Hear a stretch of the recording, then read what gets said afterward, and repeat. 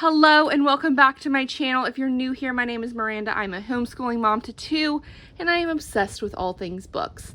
Today I'm going to be doing a quick flip through of the newly released History Quest United States.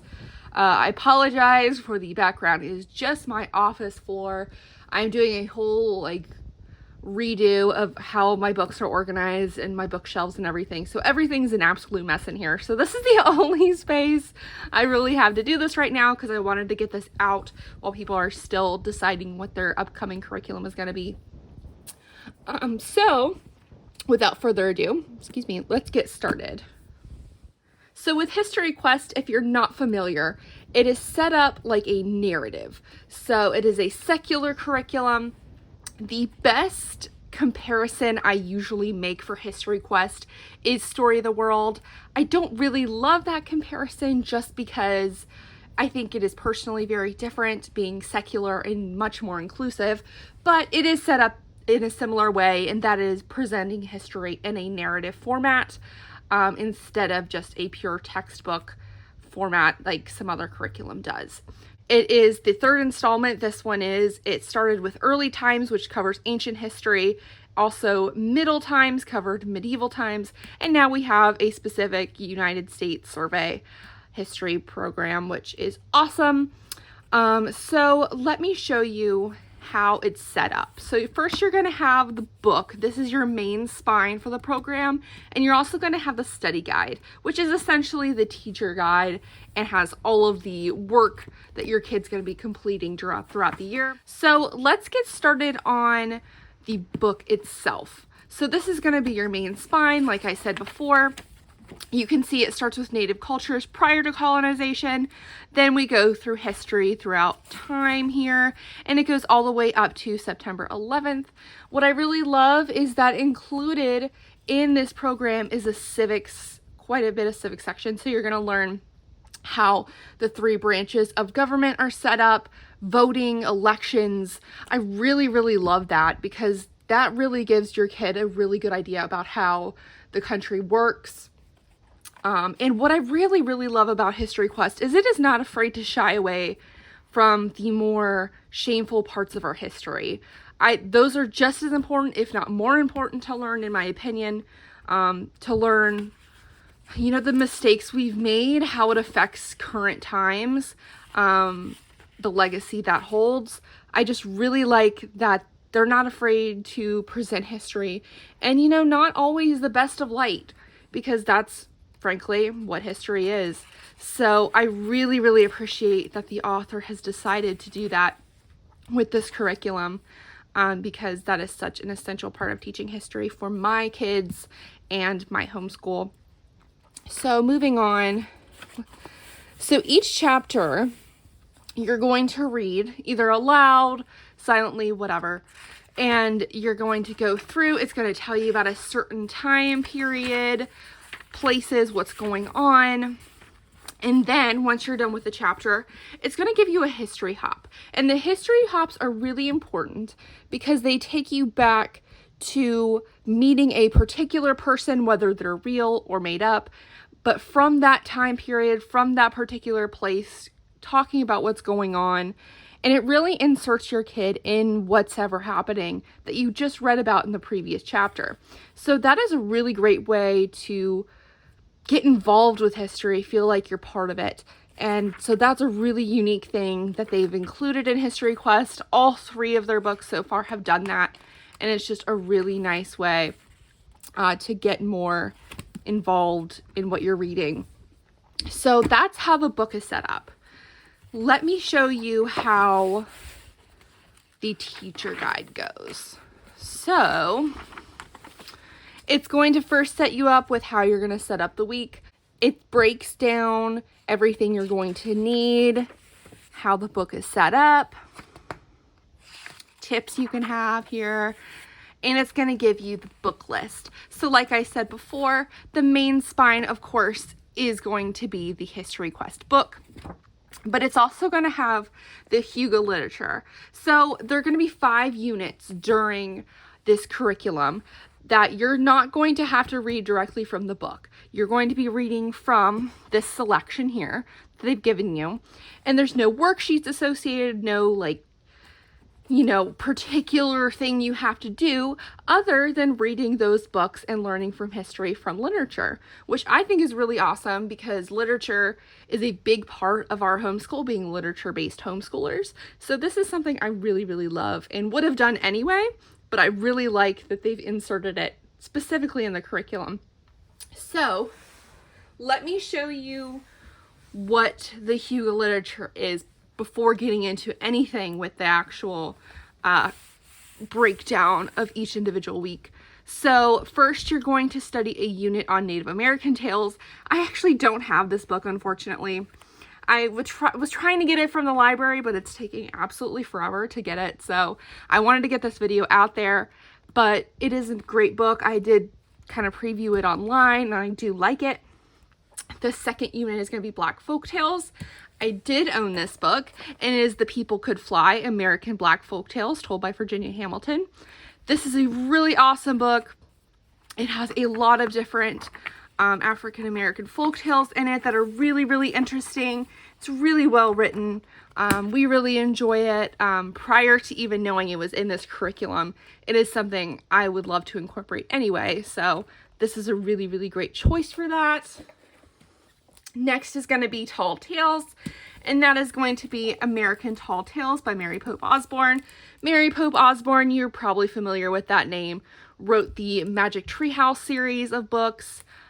So if you're familiar with that, that's probably where you heard her from. But I haven't really gotten a big chance to go through this yet, but it looks like it should be good. It has all the classic tall tales in it that you've probably grown up hearing. Like Paul Bunyan, Johnny Appleseed, all that good stuff. But it looks very interesting. The fourth unit is going to be Legendary Women. I have a few of these selections. What is really great about the Hugo literature list is that it usually gives you options. So for example, you can choose any number of these following stories, or you can just read this one. You don't have to read all of them if you don't want. You can pick and choose. It's really more about just reading instead of like, you have to read this, or if you don't read this, you're not going to get the curriculum. It's not about that. It is just about enjoying the literature. So I will go over the ones I do have. I do have this one, which is Doña Flor by Pat Mora, a tall tale about a giant woman with a great big heart. So this one I got from our library, and it looks very interesting.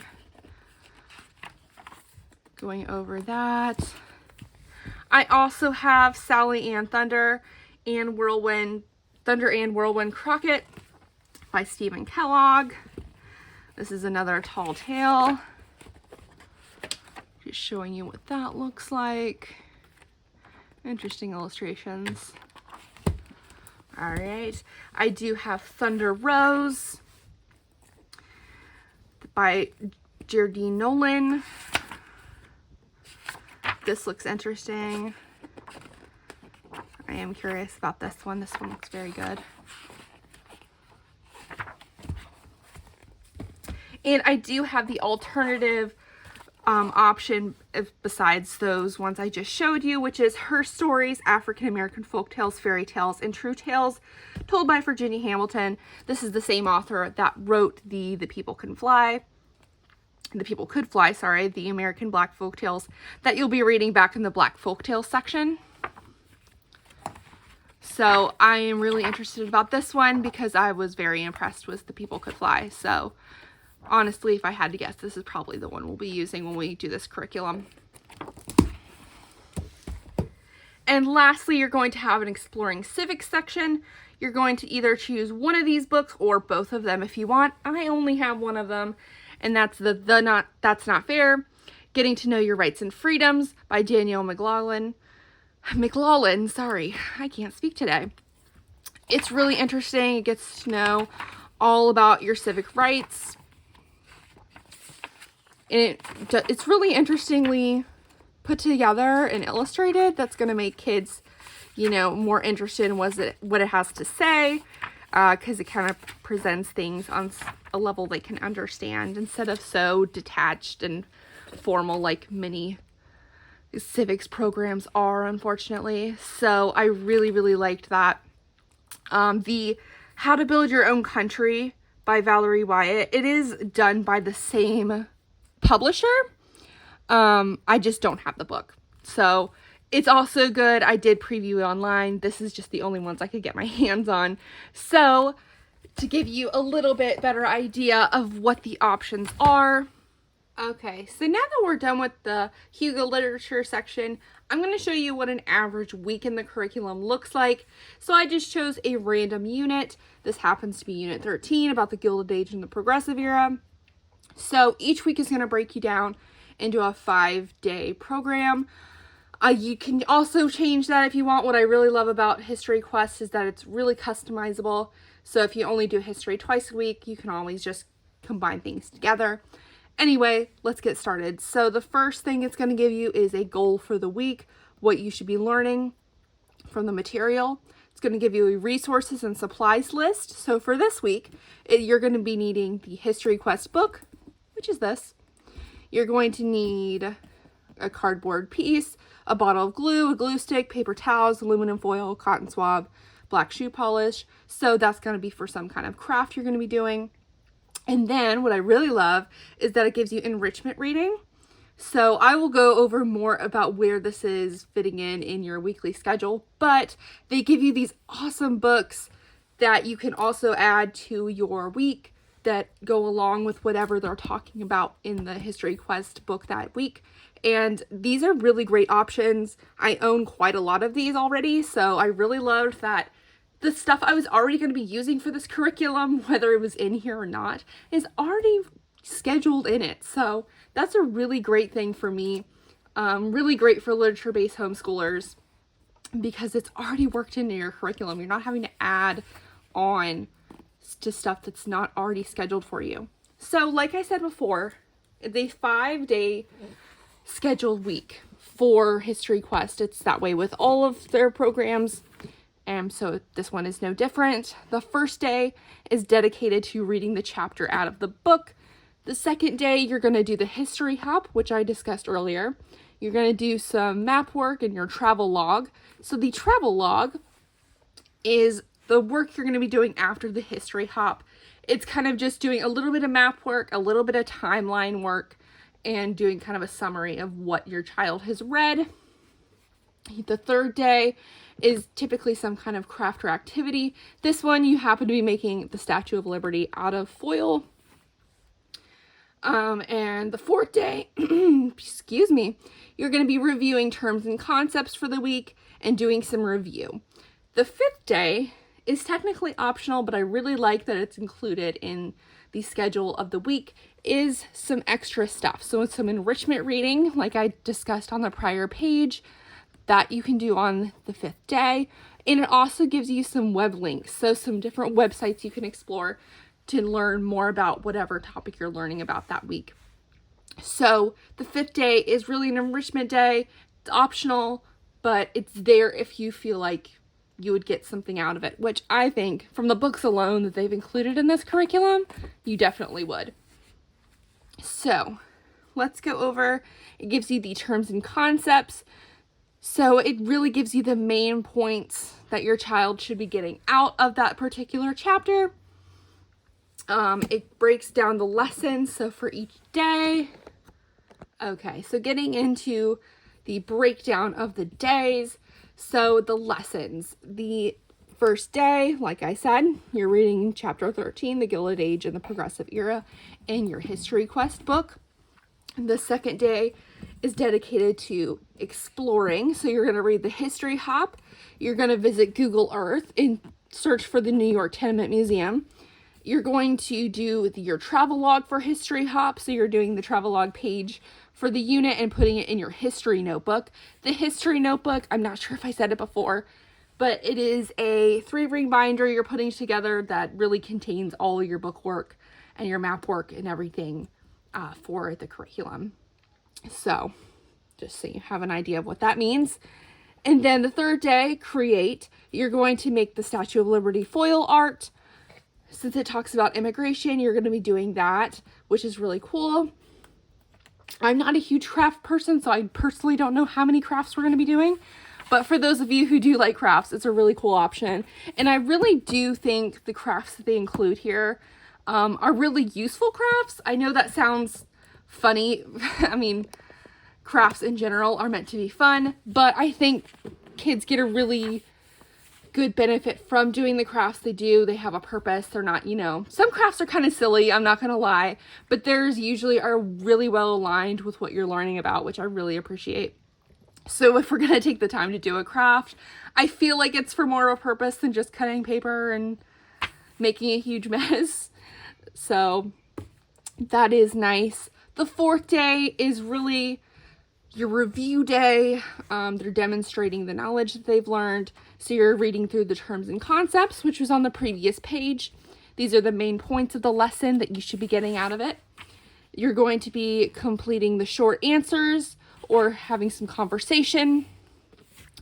And you can also do some narration and copy work if you so choose. The really great thing, like I said before, about History Quest is that there's so many options to pick and choose what you want to do, customized to how much you want to do. That's really important for us as a homeschool. Some weeks we don't feel like doing everything, and some weeks we feel like doing it all. So the fact that there's that option already built in is really, really nice. And like I said, the fifth day, there's some web links that you can visit to explore more about what was said in the chapter. And then it has all the books broken down. It gives a little bit of a summary on what the book is about and how it relates to the chapter, which I really like. They have an exceptional reading list, and this curriculum, History Quest, does really good about researching all of their books that they recommend.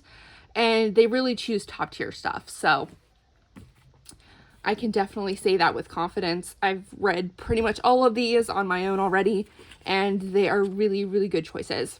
Okay, so I flipped back to the appendix here just to show you what's included besides your weekly breakdowns of what you're going to be doing. So first, in the appendix, you're going to get the map and answer keys. This is for you as the teacher just to make sure your child is getting everything right. It also includes the appendix literature list.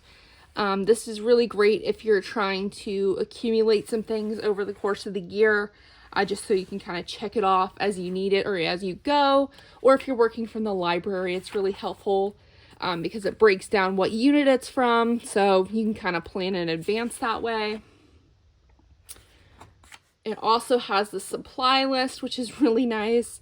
I know I'm constantly forgetting what supplies I need, so it's nice that it has it all in one place here, so I can have it kind of at the beginning of the year for most of that stuff, so that's really helpful.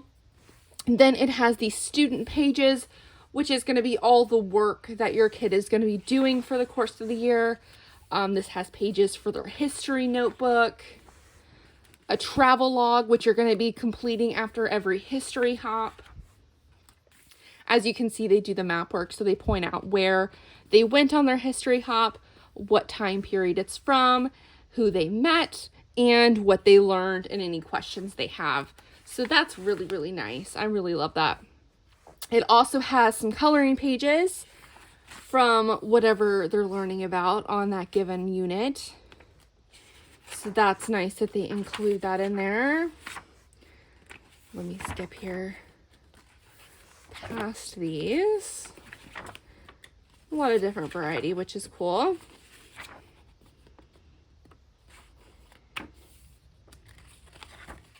Sorry, it's taking me so long here. All right, here we go.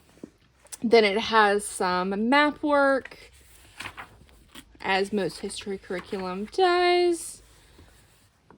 I really like how clear the images are. I know that sounds silly, but I've had enough experience with curriculum in the past that unfortunately not all of the map work that they give is like high resolution. So the fact that everything is very, very clearly printed in this curriculum is so nice.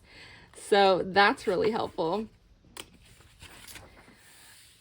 This is really cool. It breaks down, this is part of the research quest, which you'll learn about in here.